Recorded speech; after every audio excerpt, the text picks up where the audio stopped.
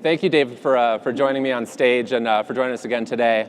I'll reintroduce you to the crowd. For those of you who were here yesterday, David is the president and CMO of Acumen Brands. You may know them better from Country Outfitter. David, you and Cassie Young were on stage yesterday talking about the role that insights plays and how you've built the business. Today, what I want to do with you is take a bit of a different focus and talk about the idea of the customer lifetime experience.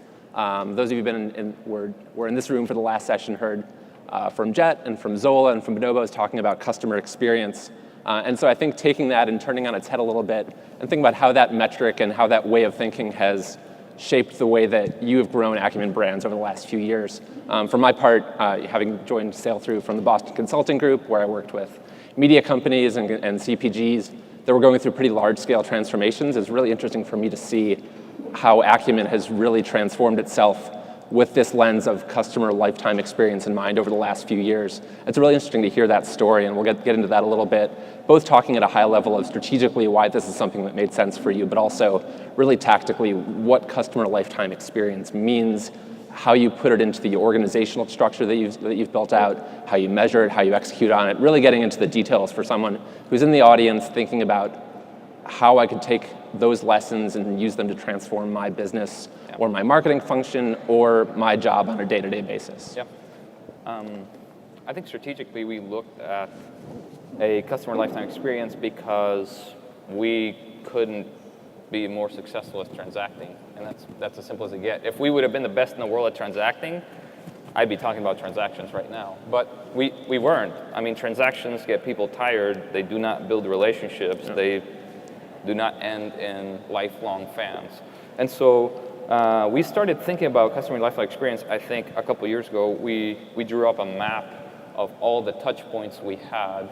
And we own all of our logistics, and we sell a lot of the products that we sell, we actually own as well. So when we looked at it, yeah, this thing looked like a tree with about 87 branches, and we realized there was no way we could actually provide a good experience in that moment, much less lifetime, because we tried to do so much. So I think strategically part of it was, let's focus the business on the things we can do well, and let's think about relationships. And in this thing, I've been talking about relationships for a little bit, but this idea of relationships is a time commitment, and that's what makes a customer lifetime experience.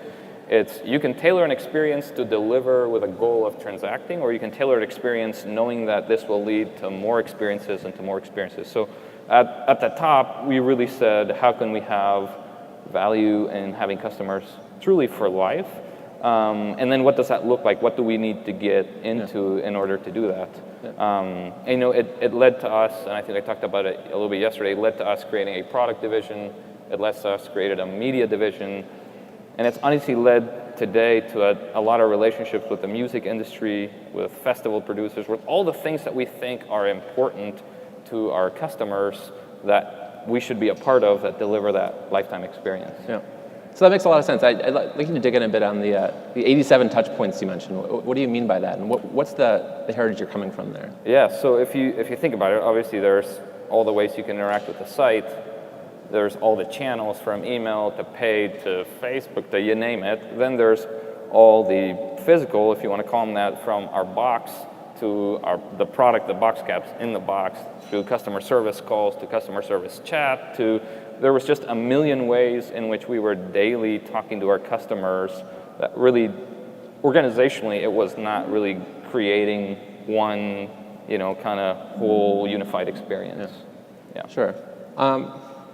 What did it take, thinking about this as a marketer, as an executive, what did it take to get the organization rallied around the idea of customer lifetime experience? We're not going to focus on the transaction. We're obviously going to transact, but it's really about this broader lifetime experience. Yeah. I think the team up here said it a little bit earlier, but we had to change the mindset to say everybody owns the experience. If you're in logistics, you own the experience. If you're in customer service, you own the experience. If you're in UX, UI, you own the experience. If you're in the email team, you own the experience. Like there was nobody excluded from the owning the experience conversation. And honestly, we had to change reporting lines. We had to change things that, motivationally would make people kind of do it. Yeah. So we had to do that as well. Any examples where that was maybe more challenging or? Yeah, so we your- had, I'll give you an example. We had the data team who imports all the data about our products on the site, working for marketing at the time because we felt the product descriptions and all these things were a marketing tool. And we realized they really belong more in operations, but operations wasn't as customer-centric, so we had to make a change in the operations lead and then move the data team over there and kind of, again, point everybody towards it's our job to please the customer. Sure. Yeah. All this sounds, in my past life, I spent time working with CPGs. You came from P&G. All this feels very much of a piece with the life of a brand marketer and thinking about the P&L from that standpoint. It does feel that way. Yeah. So how has the idea of customer lifetime experience evolved as moving from we're first setting out and going to focus in on country outfitter, build that idea out? How has that evolved over time? Are there things that you maybe didn't include in that concept when you're first starting out that have become more prominent? You've invested more heavily in now than you would have a couple of years ago. Yeah, I think content would be probably the biggest one that required an investment. We actually have a media team that writes, 15 to 20 articles a day. So 100% of our content on countryoutfitter.life is our own content. It's original content. So it required the investment of the people, of the talent, of the vision to deliver on that. I think we had to invest in technology that allowed us to put customization all the way through from we know who you are, so you might be a VIP customer, which means that we're going to be inserting this in your box on the other side of the street where all the logistics are, and tying up all those systems and making sure that we could internally end-to-end kind of communicate the importance of each of our customers required, some code as well.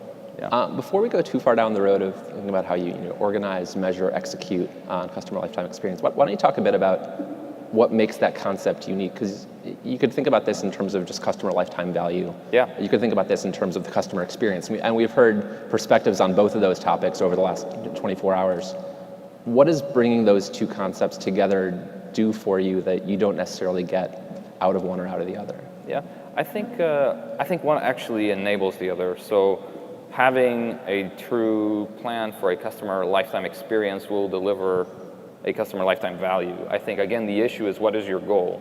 Yeah. If your goal is to transact, then absolutely you're going to find ways to optimize that. If your goal is to build that relationship, customer lifetime value is still a measure. Like, that is absolutely a measure.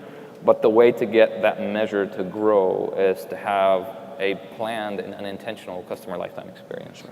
Yeah, makes a lot of sense. So let's talk a bit about organization. You talked a bit about sort of the cross-functional nature of the role that you play, what you expect out of the other functions. How does focusing in on customer lifetime experience influence maybe the talent profile that you're looking for? Are there ways that you would change that a little bit? Yeah, it's hard on talent because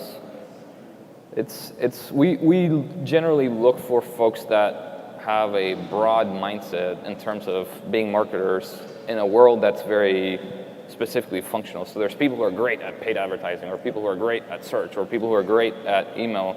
And our profile is much more of a generalist. Yeah. We try to hire young, brilliant talent that has the intentionality to change something and be, focused on something versus I have 27 years of search experience. Like that's not really what we usually do. So if you see most of our teams, we've hired them very young. We've kind of brewed them in-house and given them broadening assignments. So Abby, who's here today and leads our email team, did not start leading the email team. She actually took a tour literally from marketing to merchandising to other areas of the company and ended up leading the email team. And I think that's been great. It's been great to expose people to parts of the company that they will later come to lead or interact. Sure, that makes a lot of sense, and I think you mentioned yesterday that you maybe a few years ago would have had 8 or 9 performance marketers. Now you have 1. It sounds like that's very consistent with that. Yeah. We moved from that idea of, again, if you move from only transactions, which required a bunch of people on paid marketing. I imagine being headquartered in Arkansas, like you are, must make the talent challenge not necessarily harder, but different. There are probably fewer companies around that someone who's looking to live in the area might consider. How has that factored into how you've? How many people have been to Arkansas here? Wow, Not more than bad. I thought. That's amazing. It is hard. I mean, I was going to ask how many people are willing to move to Arkansas, and we can start recruiting, but maybe that's not the best question to ask openly. The truth is, there's a couple of things that help us. One is we are a very unique company in Arkansas, which is great. So a lot of the local talent, we're in a university town, a lot of the young local talent really doesn't have a lot of options to get into the tech e-com world.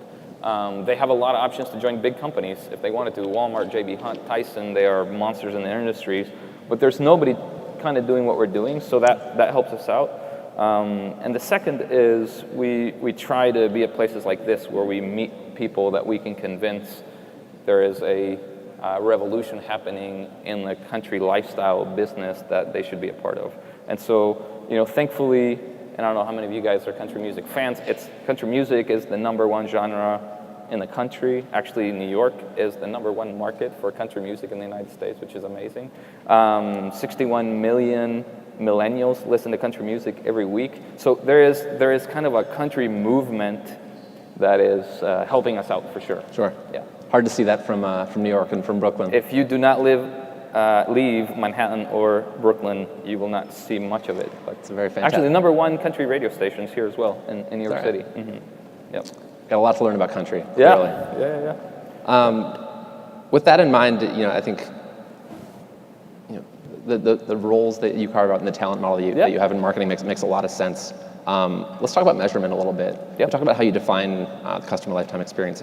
How do you measure it outside of just, are we being successful in that because we've driven customer lifetime value? Are there more inherent metrics that exist within? So the hard part about measuring it is every function within marketing has their own key measurement. So if you're in paid advertising, you're looking at how many customers did you acquire for X dollars. If you're in email, you have your own set of long metrics of open engagement, conversion, et cetera. If you're in merchandising, you're looking at your inventory turns, your gross margin dollars, et cetera. And the idea of having a customer lifetime experience is that everybody's measures are truly tied to everybody else's. If not, what happens is the guys who are acquiring are going to blame the email people because they don't know what they're doing because they acquired amazing people and email wasn't able to convert it. Email's going to blame merchandising because they gave them bad product and therefore they were not able to convert it and it was not relevant. And so everybody either plays the blaming game or everybody holds hands and says all of our metrics are truly tied to each other. So even though LTV it's kind of the ultimate metric to use, there are so many metrics along the way, depending on what part of marketing you actually lead, that you're dependent on someone else to give you the assets you need. Call it a customer lead or actual merchandise or things that you could use to convert that customer. I think the piece that we have layered on top of it right now is content, but on top of that is entertainment.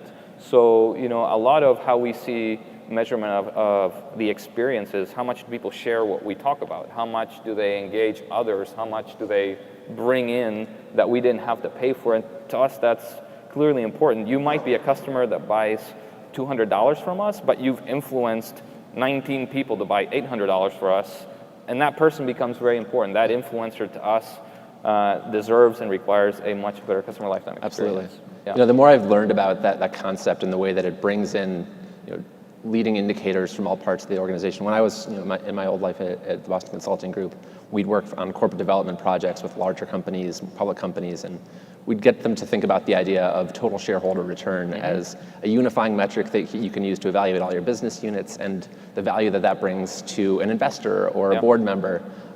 Does that play into the conversation you're having with your investors in the same way, and what's the reaction you've gotten there? Yeah, our investors, I think maybe like several of your investors, were enamored with growth at the beginning, and so it was almost a growth at all cost, and I think that was the big thing a couple of years ago. It doesn't matter how much money you're burning as long as you're growing.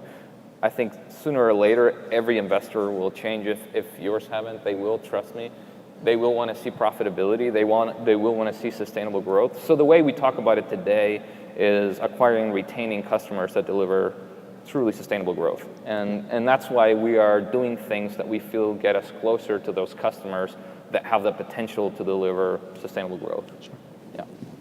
How do you actually have the conversation? I can imagine that thinking about customer lifetime experience and all the metrics beneath that can become, as someone running that company, a pretty lofty task. Yeah. It can get pretty complicated. How do you manage getting to a level of comfort around the metrics and everything goes into that without cluttering your own life and not being able to see the right information? You know, I joined e-commerce world full force about 4 years ago and became enamored with Google Analytics, and I thought I was going to get everything out of it and that was going to rule my life, and actually ruined it because I couldn't stop looking at it. I kept on doing more slices of more slices of more slices, and it really led to, you know, analysis, led to paralysis, which led to no decision making. And so, you know, the two things that I've learned is, one is I trust people more than metrics. So the people in the organization running the metrics is who I get my stuff from. And yes, sometimes I'll go double check myself, log in and look and make sure, but truly as having capable folks that know what they're doing much better than I would be able to tell them what they should be doing. So that was kind of a relief for me, kind of having people that were great at their own metrics in each of those functions. And the second is getting to kind of outstanding things that I know I have to look at every day. So if it's the health of our email list, our traffic, our conversion rates, like just key metrics that I should be looking at, you know, on a daily or weekly basis. But most of my reporting really comes from people. And I say that if you come to my office, I have a dashboard running live, but it's really more the live dashboard can give you a completely wrong analysis of a trend that's just happening that day. That's something happening that day. It doesn't really give you a sense for what the business is doing. Yeah, and you talked a bit yesterday about the weekly meeting cadence that you run, bringing different functions in a report every morning at 9 a.m. I imagine those must be a combination of the metrics and what do we do about them. Yeah, and so those are really people coming in with the metrics saying this is why what merchandise is doing is working for the organization, this is what email is doing is working for the organization. So yeah, that meeting is absolutely critical. It's kind of my pet peeve for people to come to and be a part of. Sure. Just in terms of both having the data, but also the point of view. Or as our investors call it, the color or the context. The color, sure. Yeah. Sounds familiar. You talked a bit about technology in terms of the organizational approach. Yeah. Have there been any unique or new or unexpected technology needs that you've faced trying to get your hands around customer lifetime experience, things you found you weren't able to measure early on or that you needed to spend more time with? I think sail-through was a huge advantage for us when we started having people interact with more than just our e-commerce site. So when we started interacting with people on .life, which is our media site, and the fact that we were able to see what they were reading, and then we were able to target something that was mentioned on that article on Facebook to that individual, all because we could put it all inside a sail-through. It was fantastic. It really was. We had to develop a couple pieces of technology, one internally that we called Lighthouse, that allowed us to see all the paid channel journey. So I call it the Big Mac stack of how much you spend to acquire a customer. So it's a person that came in through Google, didn't buy, they bounced off, then they read something on Facebook that you actually paid for, they bounced off, then they went to an affiliate and actually bought from them for whatever reason, not from you. And so if you add up how much you actually spent acquiring that customer, it's really hard to keep track of all the intersections you had tied to an individual. Yeah. So we had to develop a piece of technology internally we called it Lighthouse, that actually inputted into sail-through all the variables of where this individual had been. Like they came to us from Facebook, but they actually clicked on an ad on CNN.com and then ended up buying on Retail Me Not. You know. And so what comes out of something like that? I imagine it's got to be more complex than I've engaged with your site in 3 different ways. I follow you on Twitter, so my score is 5. Yeah, you know, a lot of it comes of it. One is the people we were acquiring at Channel X clearly are more expensive because they never come directly and buy. They go off and do a million other things. It also says the people who buy from this affiliate really are coming from this type of channel, so how do we, you know, kind of connect the dots? And it also allows us to say folks that are coming from this channel or connecting to us in this way usually buy this much, they take this long to buy, so kind of where the sightlines layer helps us out a lot. Yeah. Sure. Yeah. Oh, so it's a series of, you know, what's really everything I know about them? It really is. Yeah. And how do I use it? Yeah. A few different ways. Yeah. I imagine that I want to shift gears a bit to sort of how you've executed, and how what you've learned from Lighthouse and just this philosophy changes the way that you focus investments, that you engage with customers. This Country After Dot Life, I think, is a great one we talked about a bit yesterday. Would love to dive into the genesis of that and more generalizable lessons for when something like that works and doesn't work. I also know that there are folks both from media, commerce, and other industries in the audience, and so I want to make sure we leave time for questions. I'm sure you're thinking about what lessons from this story can be applicable in my day-to-day job, and so we'll definitely make sure we leave time for that. But what are some of the things that you feel that you're doing differently now that you wouldn't be doing if you were simply optimizing on customer lifetime value? Yeah. We have a saying that leadership really sets the pace for the organization. So whatever roles you have at the top and how you invest in those roles at the top will really determine what the rest of the organization is doing. One of the things we wouldn't be doing if we were not focused on the relationship, we have a VP level person who's an executive devoted truly to strategic partnerships, who builds our relationship with the music labels, with festival promoters, with artists, that we really wouldn't have a need for unless we had an interest beyond the transaction. Like it's truly to become a part of our customers' universe and what they would be interested in, and that's brought in a ton of opportunity. We've clearly, as I said earlier, invested in a media team and on having folks all over the country that write for us, that are connected to what's important to our customers. That's been at the beginning an investment that had no revenue stream other than that connection.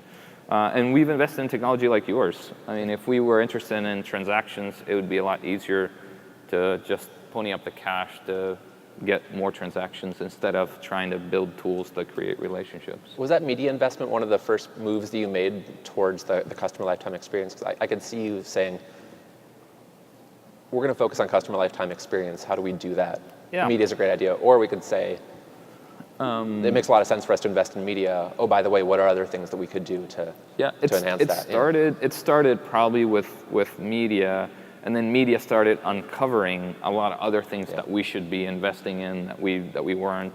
And then you start looking at what are the things in your e-commerce platform and your email platform and all the things that actually sustain your systems that either prevent you from doing it or allow you to do it. Same thing with organizational structure. What prevents you from being aligned to a customer lifetime experience, and what actually prevents you from doing it. Sure. Yeah. Are there things you stopped doing, or things that you might feel you otherwise would consider, or if you were working in another company, you'd consider spending on or investing in that fall off a bit? More than stop doing things, I think what we've done is we've tried to optimize the things that we optimized before to a point where it's so granular to optimize them now it's not worth investing time in. So it's more been a resource shift than we don't do that anymore. It's just, as I said, 8 people used to do that, now 1 person does that, and it's at a place where we can have it do that. So it was more investing in the areas that we thought had a sustainable growth opportunity than not. Sure. Any false starts, missteps on the way, things that you... Oh, absolutely. I think I was telling somebody on the hallway earlier, where we are is just as much a byproduct of strategy as much as it is failure. I mean, there's no question about it. I think we have been intentionally risk takers. There's been failure in every sense. Like, we've failed at spending too much where we were acquiring. There's been failure at starting a media unit that was not really media, but a blog trying to sell product. There's been actually failure in starting to, get broad with our product set, trying to please customers that had nothing to do with us. So I think we talk about it today. I think we've had our teenage years with our fair share of pain that have allowed us to get to a little bit more of a mature place today. Sure. Yeah. So why don't we talk a bit about the media team, which I think the false starts there are an interesting one. We talked a bit about yesterday, the idea of just the content blog versus relevant content. An interesting story of moving from pure commerce into media that in some ways supports that, but in some ways just builds a fan base or engagement. We talked a bit, some of the other panels today have talked a bit about coming at it from the other side of a publisher who wants to make moves into commerce and what works and what doesn't. Thinking about this from both angles, from the commerce player trying to engage their audience with relevant media, and the publisher trying to make moves out and better monetize their base. What are some considerations, some things that you found work, don't work, or just are questions you need to answer? Yeah, if you're on the commerce side and you're trying to build content, truly try to build content. I mean, it sounds cliche, but the whole point of building content is not selling product. It's creating engagement and relevancy. And so I think we missed it there at the beginning. So we kind of. What told you that? Honestly, the hire we made, we made a executive level hire that we said, here's our blog, turn it into something that sells more. And she said, no, I'll turn it into something that people want to read. And she was really the one who said, of course you can optimize this content to make you rank on SEO all day long. It's not going to be more relevant, more engaging than what it currently is. So it was really having somebody that had the vision and the understanding of what media could be for us that made that change. If you're on the content side trying to get into e-commerce, don't do it. It's brutal. Like, I don't see why anybody ever would want to build a crazy e-commerce company when media is so much more profitable and you could go find ways to partner with e-commerce companies. So, Viv was saying it earlier from this seat. He is an amazing media company that is not looking to build an e-commerce company. He is an affiliate that's sending traffic and leads and customers to e-commerce companies. I think there is the illusion and the sexiness of how cool e-commerce is. It is brutal. I don't know who sold the idea of it is easy and everybody should do it and it pays off on day one. It doesn't. And building the infrastructure to have great e-commerce. So we invested millions of dollars in robots, millions of dollars in inventory, millions of dollars on all the things that requires you to own all the touch points, not just drop shipping product, but truly owning the touch points that deliver a great e-commerce experience.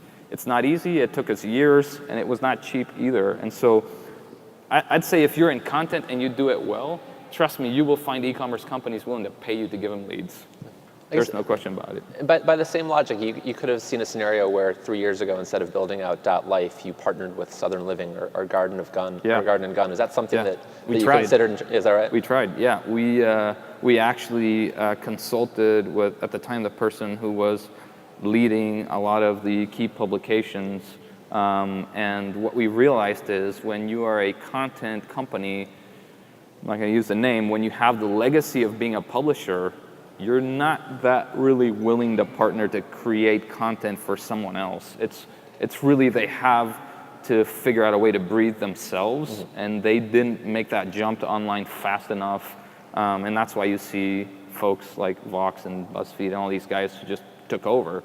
And honestly, when we realized we were not making headways there, we realized that we had an opportunity to create content that people were not. So we ended up being a combination of Southern Living with Garden and Gun, with People Country and Rolling Stone Country, and we kind of wrapped it all into one and created our own.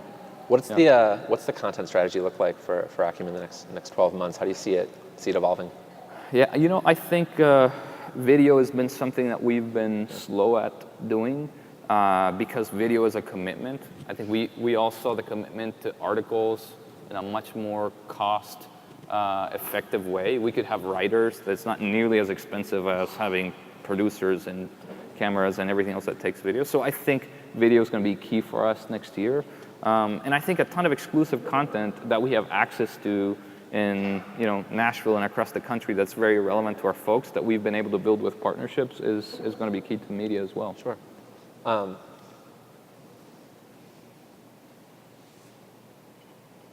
It's really interesting. I think if we talk a bit more about sort of the tactics that you guys are taking on outside of media, what are some of the changes that customer lifetime experience you see making in terms of the product set, for example, where you're sort of maybe you went too broad for a while, you narrow that back down. What's the thought process look like, and what's the sort of strategic review that you're going through as you think about? Product is an interesting play for us because when we started growing at scale, product was really available much more in the Western side than there was in what we wanted to define as country lifestyle. So there was a lot of cowboy-looking stuff, but there was not a lot of what we wanted to call country lifestyle. And so that's why we started a product division, because we felt like having that experience directly with the customer allowed us to service them longer, to give them more of what they wanted versus just finding whatever had a lot of supply. So, as an e-commerce company, you usually start selling other people's stuff, and then you've realized that you're limited to selling other people's stuff, so whatever they come up with, you have to sell. And we said to have a true customer lifetime experience and to own that customer for a long time, we're going to have to create our own products and kind of do it ourselves. Does that take you upstream in different ways if you think about acquisition as well? Are there? It did, absolutely did. And you kind of cheat when you're the retailer because you start creating brands on profiles of brands who exist today and that you happen to sell. And so you can start creating kind of that blend of you're acquiring folks that look like folks that already buy this brand, and you can win over that brand to your brand. So it does, and clearly the unit economics are much better. So you don't have half the margins from the brand that's selling it to you. You have full stacked margins from factory directly to consumer. Yeah. So the title of our talk is it's about customer profitability in the age of Amazon. Sure, they're on the front of your mind. They came up in the conversation with Fab or with Jet, with Zola and Bonobos. Yeah. How do you think about competition, and how does that play into Amazon in particular, but more broadly, both online and brick and mortar competition? How does that play into? We have a joke at Acumen that if it's got a barcode, you already lost to Amazon, and part of it is funny and not funny because it's kind of true. And so we had to develop this idea of what is Amazon the best at that we don't want to compete with them in. And so in our minds, Amazon is the best at harvesting demand. It's that simple. So if you know what you want, your first thought is probably Amazon, unless it's some obscure thing, you go to eBay. But if you actually do know what you want, your finger and brains will automatically take you there. And so we said we have an opportunity to be authentic and create demand versus not be authentic like Amazon and just harvest demand. And so our idea of Country Outfitter was create a niche where we have more of a voice, more of an authority, and much more of an authenticity, and we can create demand. So we've sold to people in the US their first pair of boots. Like we've probably sold to more people in the US their first pair of boots than anybody else because we went there and we said we want to create demand for it. We want people to be proud of it. And Amazon was just willing to catch people who already knew they wanted that product. We also added the bonobos, right, which is make your own product, and that's a little harder for Amazon to compete with. But we never said we're going to go head to head with them and beat them. We said they're amazing at harvesting demand. We're going to let them do that. We're going to go off and create demand and be authentic and do our own thing. So with that in mind, who do you see as sort of the core competition that you guys come up in the market? Yeah, it's complicated because we have a lot of competitors that sell similar products in the Western world. They're not nearly as sophisticated online. And honestly, a lot of our competition is brick and mortar because a lot of transactions in our industry still happen with people going to stores. And so we have to get better at making that transition. Sure. Yeah. Who else do you see, not necessarily in your space, but in commerce or media more broadly, that have internalized this idea of customer lifetime experience and are doing things well that either you've been able to adapt within Acumen or that you see as something that you'd like to bring in over the next couple of years? Yeah. A company we admire is Anthropology. Anthropology has an amazing business model. I don't know how much you guys have done their click to brick and their app to store and the ability to have to connect those two worlds. The uniqueness of their product offering, they're so unique. It's like, how does Anthropology compete with Amazon? Nobody even asks that because Anthropology has curated their store in such a unique way and created such an experience, such an authentic experience that nobody thinks, oh, I saw this doorknob at Anthropology, I'm going to go buy it at Amazon.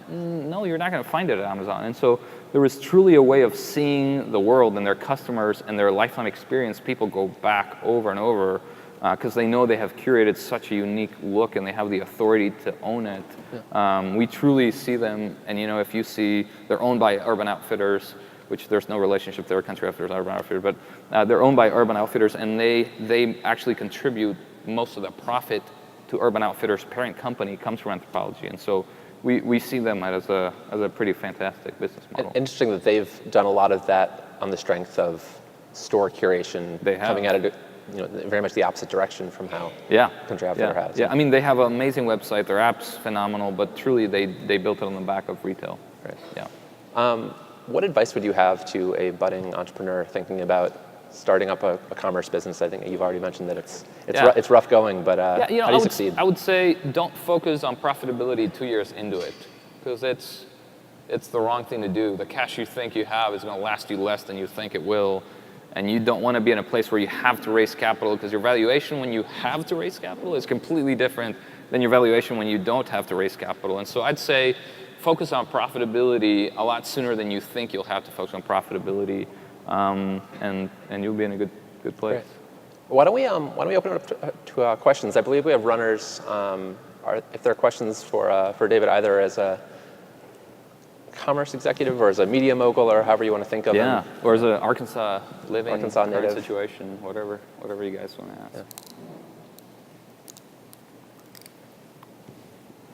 So this morning we heard from Vivek talk about this idea of media and commerce. They make good friends, but not necessarily great bedfellows. Mm-hmm. And I'm curious from your perspective, right? So you start with commerce and then you move into content. And you talked about the investment that you made in terms of the people and the writers that you have on staff for that. Are you running is that business being run at a loss for the sake of supporting the larger business, so you can afford to lose it? It's a great question. So I think two things. One is it is connected to our e-commerce business, but not dependent on our e-commerce business. So our media is a separate P&L that is self-sufficient, profitable, and it's actually the fastest growing part of our company. So we do not see it as it has a dependency to e-commerce, or it owes anything back to e-commerce. It really runs as a media unit with an editor and a publisher and people who know what they're doing on it. Now, clearly, they are in our 9 o'clock meetings, and they see everything that the e-commerce side needs and where we can help, but they still do it through their own voice and through their own mindset. So no, there's absolutely no either financial or reporting dependency to our e-commerce unit. Yeah. That's cool. There was clearly at the beginning, because when you started up, they had zero. There was no ad revenue. There was no partnerships. But very quickly into it, the traffic was big enough where we were generating dollars from it, and we were able to separate it. Thank you. Yeah, it's a great question. So thinking about that and thinking back to sort of the calculation question on customer lifetime experience, it sounds like in some ways the strategic decision to open up the media business works from the point of view of the customer lifetime experience, and then in terms of how you measure that, it's almost a separate sort of shadow set of metrics that you think about that let you evaluate whether the media business is operating. Yeah. Our idea was we don't want the media business to be financially dependent on the e-commerce business, or literally the e-commerce business will tell it what to do. So we either allowed it to create its own profitable unit, or it was always going to be writing about whatever e-commerce wanted them to write about. Oh, yeah. Great. More questions?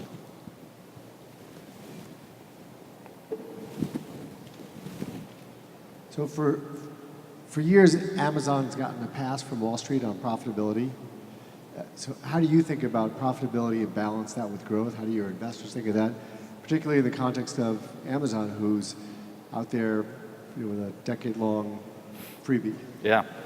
It's funny. They earlier this year, they announced that they were not going to hit any profitability targets, and their stock went up, which was completely irrational. Our investors are not as irrational, and we don't have that benefit. I think we had a plan to lose money to scale, and we went in holding hands with our investors, and we said we cannot compete unless we get to this scale, and to get to that scale, we're going to have to spend a lot, which means we're going to have to generate burn. This is when we think we can shorten the burn, and this is when we think we can become profitable. Not everything went as planned, but in general terms, that's what we did. We said we're going to spend 2 to 3 years getting to scale. We got to scale, and then we said, all right, now we need to start looking at the bottom line. And so it was kind of a pretty agreed upon transition where our acquisition dollars couldn't acquire as effectively and efficiently as they used to, when we all said, it doesn't make sense to keep on focusing on growth. Let's focus on retention, profitability, and sustainability. All right. Great. Great. Thanks, David. Awesome. Thank you. Thank you, everybody.